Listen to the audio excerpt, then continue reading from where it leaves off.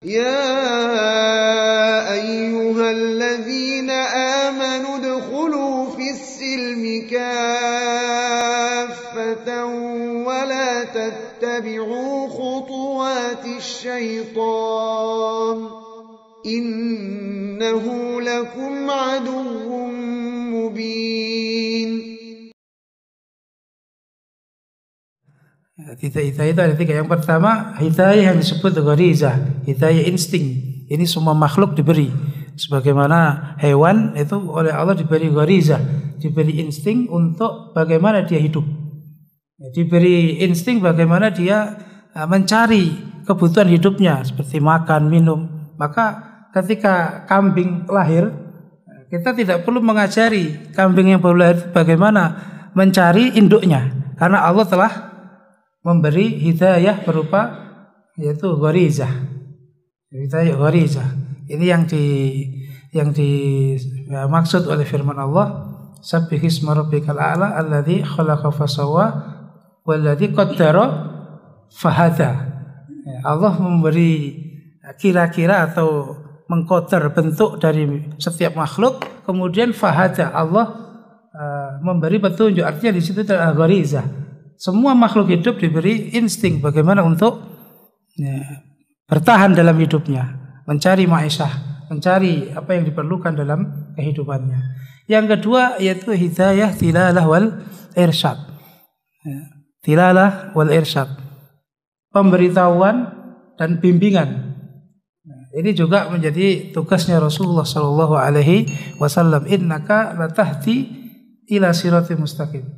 Engkau menunjukkan pada jalan yang benar, artinya memberi pemberitahuan, yaitu menunjukkan, membimbing umatnya.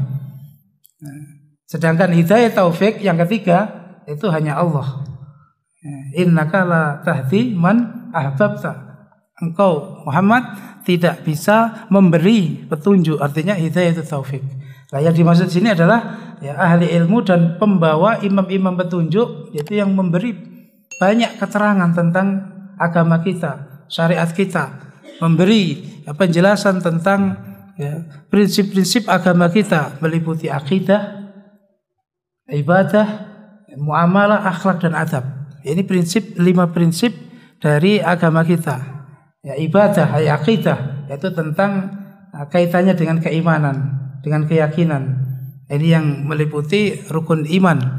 Antu'mina billah wa malaikatihi wa kutubihi wa rusulihi wal yaumil akhir wa antu'mina bil qadar khairihi wa syarri. Jadi 6 rukun iman pada Allah, pada malaikat, pada kitab, pada para rasul, kemudian hari kiamat, dan mengimani qadar baik yang baik maupun yang jelek.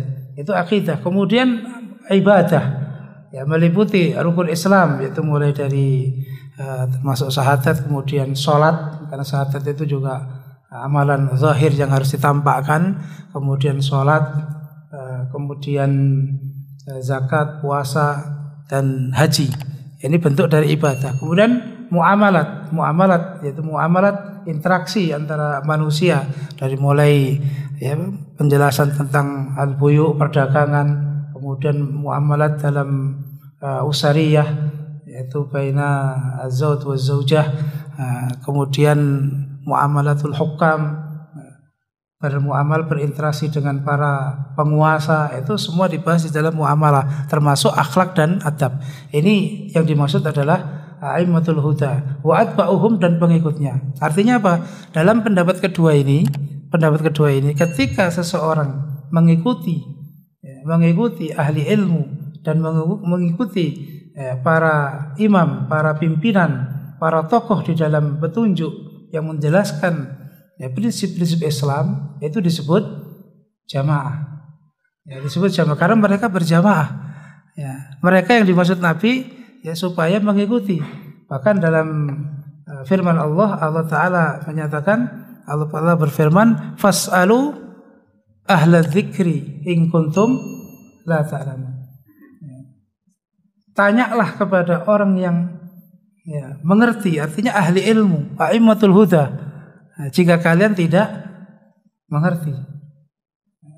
Dan ini bentuk dari kuatnya seseorang terhadap agamanya, ya, ahli ilmu menyatakan termasuk salah satu alamat kuatnya seseorang dengan di dalam agamanya yaitu irtibat bis shalihin wal ulama.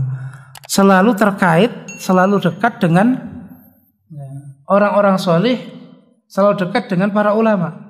Wa taqawwi bihim. Wa taqawwi bihim, dan merasa kuat. Artinya merasa kuat itu ya merasa bahwa semua apa yang menjadi kebutuhannya dalam kehidupan, terutama kehidupan agamanya, itu merasa tercukupi dengan adanya ulama. Ketika kajian seperti ini, majelis zikir, majelis ilmu, ini adalah sumber kebahagiaan, sumber kebahagiaan hakiki. Ketika kita selalu mendengarkan hikmah, mendengarkan ilmu, itulah banyak kebaikan. Karena Allah menyatakan yu'til hikmah may yasha wa may yu'tal hikmah faqad utiya khairan katsira. Allah memberi hikmah itu kepada yang dikehendaki saja, dan siapapun yang diberi oleh Allah hikmah maka dia diberi banyak kebaikan. Bahkan kenapa kita katakan majelis ilmu itu termasuk kebahagiaannya hakiki? Karena salah satunya dalam satu riwayat Rasulullah SAW bersabda, "Idza marartum bi riyadil jannah farta'u bihi." Farta'u biha. Ketika kalian melewati kebun-kebun surga, maka supaya menikmati kebun surga itu. Maksudnya jangan lewatkan. Jangan dilewati begitu saja. Duduklah, nikmatilah taman tersebut. Kemudian sahabat menanyakan, "Wa ma hiya ya Rasulullah?" Apa itu riyadul jannah? Apa itu kebun surga? Nabi bersabda, "Hilakul dzikr." Halakoh, kelompok-kelompok yang isinya itu adalah zikir. Zikir adalah zikrullah, mengingat pada Allah, mengingat tentang Allah, menyebut tentang Allah, tentang akhirat, tentang agama, termasuk majelis kita. Kita akan membahas hal-hal yang kaitannya dengan agama kita, dengan akhirat, dengan menyembah kepada Allah. Karena dalam rangka kita ini ada taqarrub ilallah. Ini majelis zikir. Dan salah satu hikmah dari Hasan al-Basri, seorang tabi'in, kibar tabi'in, beliau menyatakan, tafaqqatul halawa fi thalath. Carilah kebahagiaan itu di dalam 3 tempat. Yang pertama fis shalah. Alhamdulillah, kita baru saja melaksanakan kewajiban kita salat. Dan salat adalah rohah. Salat itu kebahagiaan hakiki. Kalau kita di dalam salat belum menjumpai kebaikan atau belum menjumpai kebahagiaan, nah ini ada yang salah dengan sholat kita. Kadang-kadang orang itu setelah dalam aktivitas itu, terus komentarnya mungkin baik, tapi kalau didengar itu kurang pas. Yaitu apa? Ayo kita sholat dulu supaya nggak ada tanggungan. Jadi seakan-akan sholat itu merupakan tanggungan, padahal sholat itu kebahagiaan. Sampai Rasulullah SAW bersabda kepada muadzinnya, yaitu sahabat Bilal radhiyallahu anhu, "Arihna bis shalah." Istirahatkan kami, buatlah kami santai dengan sholat. Berarti apa? Rasulullah kita lihat sholatnya lama, sholatnya itu khusyuk, bahkan mewajibkan dirinya sholat malam sampai kakinya, lututnya bengkak. Kalau dilihat kan Nabi itu berarti kalau malam ibadahnya banyak, sedikit tidur. Kalau kita sedikit tidur. Nabi itu sedikit tidur, tapi kalau kita sedikit tidur, bedanya sedikit. Bedanya tipis, sedikit.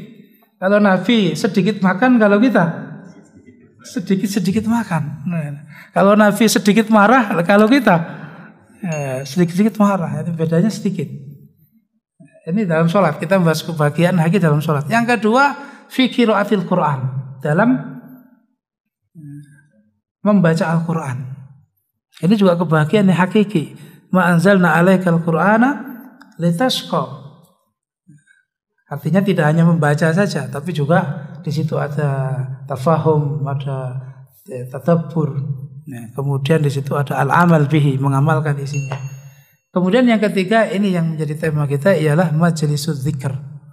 Ya, majelis yang di dalam menyebut nama Allah, membahas tentang Tuhan kita, membahas tentang akidah tadi itu, membahas akidah, ibadah, muamalah, akhlak dan adab. Fa illam tajidu fiha fa abshiru wamdu. Atau wamdu wa abshiru dalam riwayat lain. Kalau engkau menjumpai kebahagiaan dalam 3 tempat tadi, maka teruskan dan berbahagialah. Fa illam tajidu fiha, jika engkau tidak menjumpai kebahagiaan dalam 3 tempat tadi, fa alamu annal bab mughlaq. Annal bab mughlaq. Ketahuilah bahwa pintu kebahagiaan untukmu sudah tertutup. Na'udzubillahi min dzalik.